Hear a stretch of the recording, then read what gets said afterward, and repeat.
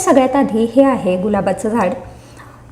मागच्या 2 महिन्यापूर्वीच आम्ही हे गुलाबाचं झाड गार्डनमध्ये लावलं आहे। तर त्यात होतं ते गुलाबाचं झाड जे 2 महिन्यापूर्वी ॲड केलं होतं। त्यानंतर हा आहे कृष्णकमळाचा वेल। हा वेल आम्ही हे जे आंब्याचं झाड आहे ना, केशर आंबा आहे हा, या आंब्याच्या झाडावरती हा कृष्णकमळाचा वेल चढवलेला आहे। आंब्याला सुद्धा छान नवीन पालवी फुटली आहे। त्यानंतर इथे आहे हे जास्वंदी।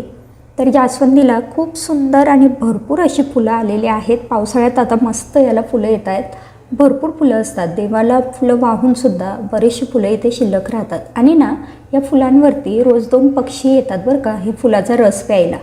तर कधीतरी मी शूट करून तुम्हाला ते सुद्धा दाखवेन। त्यानंतर मोगरा आहे, मोगऱ्यालासुद्धा कळ्या आल्या आहेत। आणि हे पहा इथे आहेत या मिरच्या। हे मिरचीचं ना छोटंसं झाड आहे, पण तरी याला बऱ्याच मिरच्या आल्या आहेत।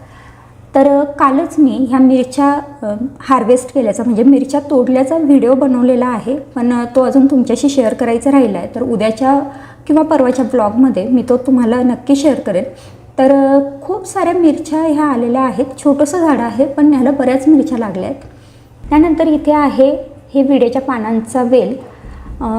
एक वेल जो होता तो थोडा खराब झाला आहे। आता बघू, तो जर चांगला झाला म्हणजे पुढची पानं जर त्याला चांगली आली तर ठीक, नाही तर मग तो काढून टाकावा लागेल। त्यानंतर हे पुन्हा एक मोठं मिरचीचं झाड आहे। ह्यालासुद्धा बऱ्याच मिरच्या आल्या। ह्या झाडाच्या ज्या मिरच्या आहेत ना त्या भयंकर तिखट आहेत, म्हणजे लवंगी नाही म्हणता येणार, पण भरपूर तिखट आहेत। आम्ही मुळातच कमी तिखट खातो, पण ह्या ज्या मिरच्या आहेत त्या आम्हाला म्हणजे 4 जणांच्या पोह्यांसाठी मला 1 किंवा 2च मिरच्या टाकाव्या लागतात, कारण त्यापेक्षा जास्त टाकल्या तर खूप तिखट होतात। तर अशा ह्या तिखट मिरच्या आहेत, पण ह्याची टेस्ट खूप छान आहे। आणि हे पहा, हे छोटंसं असं दिसतंय ना अगदी गोड गोड, ते आहे मिरचीचं फूल। किती छान दिसतंय ना ते। तर हे मिरचीचं फूल, बरेचशी फुलं आलेली आहेत आणि काही छोट्या मिरच्यासुद्धा याला लागल्या आहेत। या मिरचीच्या झाडाचं ना प्रोडक्शन जेव्हापासून हे झाड लावलं आहे तेव्हापासून चालूच आहे, म्हणजे ते दररोज 4-5 मिरच्या देतच असतं। आणि हे पहा, हे आहे आमचं वांग्याचं झाड।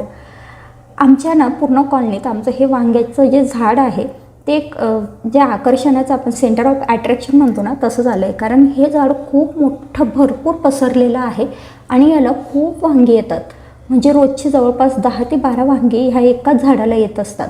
आणि हे पहा किती छान काटेरी वांगी आहेत।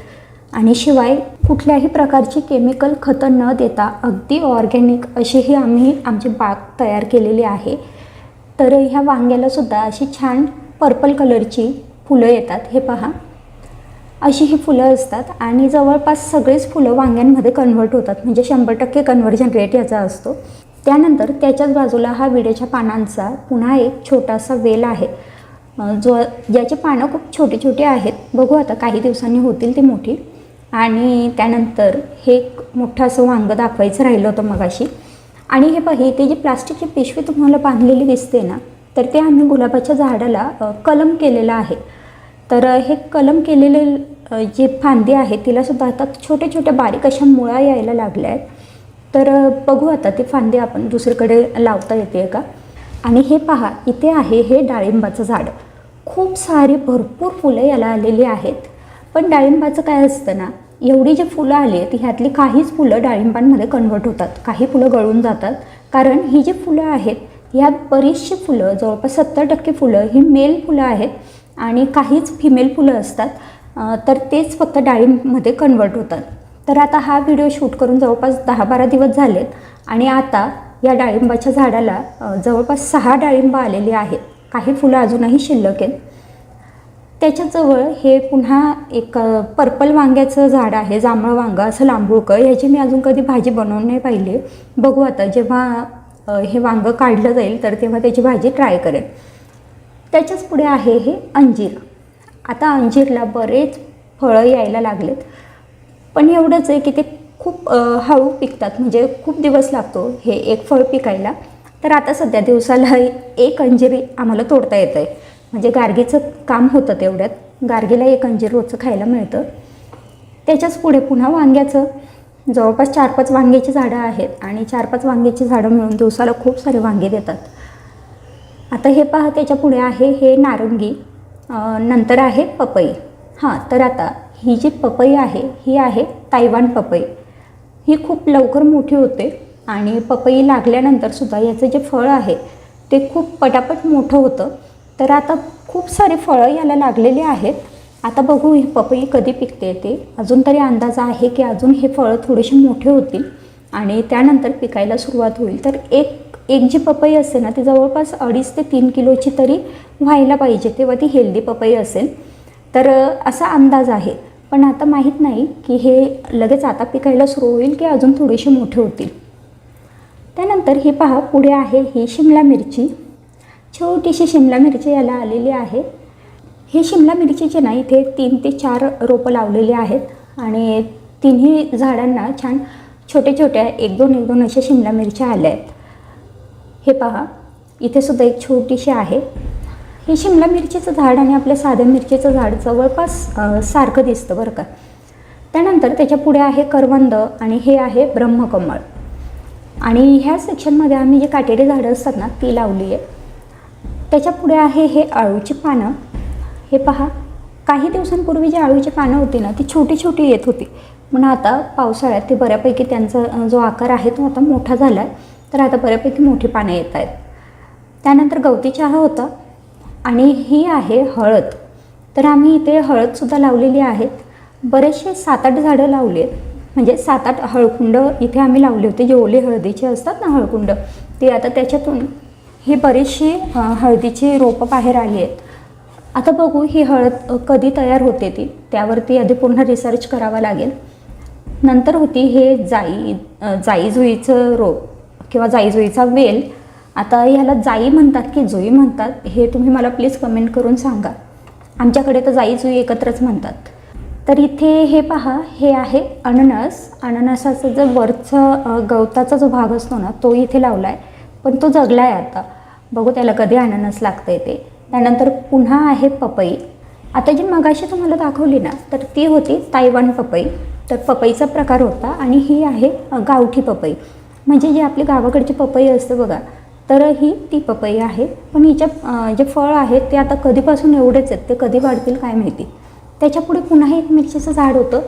तर ह्या ज्या मिरच्या आहेत ना ह्या अगदी लांबुळक्या आहेत, पण एवढे की ह्या तिखट नाही आहेत, त्यामुळे ह्या मिरच्या आम्ही भरपूर वापरतो.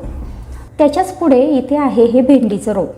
तर यालासुद्धा आता भेंडी यायला लागल्या आहेत. तर रोजच्या 4-5 अशा भेंडी निघतात. तर त्या गोळा करायच्या, म्हणजे फ्रीजमध्ये प्लास्टिकच्या बॅगमध्ये म्हणा किंवा फ्रीजमध्ये ठेवून द्यायच्या आणि रोजच्या आम्ही 4-5 असे गोळा करतो आणि मग ते 8-1 दिवसानंतर थोड्याशा 20-25 भेंडी गोळा झाल्या की मग त्याची भाजी करतो.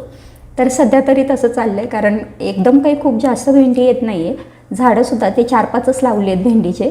आणि ही पहा ही आहे इथे गवार. गवारीलासुद्धा छान भरपूर शेंगा आलेल्या आहेत.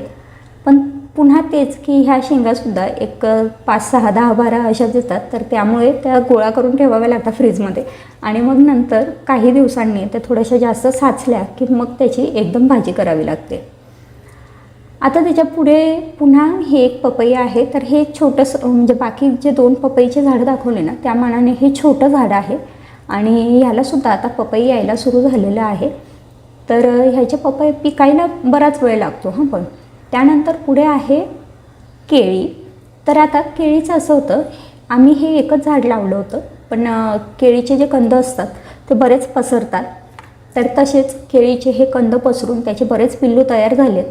जवळपास 5 ते 6 ह्या केळीचे पिल्लू इथे आहेत आणि केळीला हा बघा हा छान असा घड लागलेला आहे केळ्यांचा. आणि ह्याचं जे फूल होतं ना ते मी काढून घेतलं आहे. त्याचे केळफुलाच्या वड्या बनवलेल्या होत्या, ती रेसिपीसुद्धा शेअर केली आहे, लिंक डिस्क्रिप्शन बॉक्समध्ये देईल, तुम्ही ती नक्की पहा.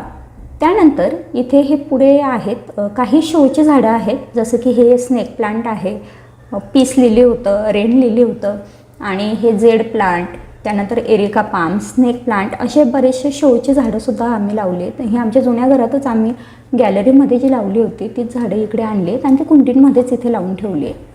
आता ही जी झाडं तुम्हाला दिसत आहेत ही आहे आमच्या बाहेरच्या बाजूला, म्हणजे कंपाऊंडच्या सुद्धा बाहेर आम्ही ही काही झाडं लावून ठेवली आहेत, जशी काही शोची आहेत. आणि फक्त त्यात हा एक ऊसाचं पण आम्ही लावलं आहे, तर तो सुद्धा आता बऱ्यापैकी वाढतो आहे.